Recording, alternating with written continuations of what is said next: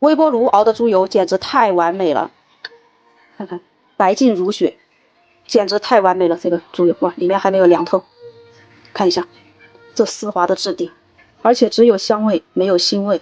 把切好的猪油放进炖盅里面，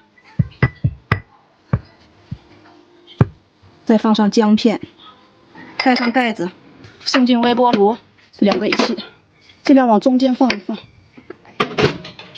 先8分钟，然后时间不够再加。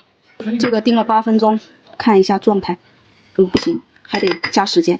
这个拿的时候一定要小心了，非常的烫。为什么装的时候是2个，出来的时候是3个呢？因为我发现不能装的太满，装个7、8分满就好了。装的太满它会溢出来，然后这个是我中途又给它分装了一下。微波炉熬的猪油真的特别的清亮，一点渣子都没有，比我站在锅边熬的还要好啊，特别的清亮。你看看，这个豆腐这里面呢，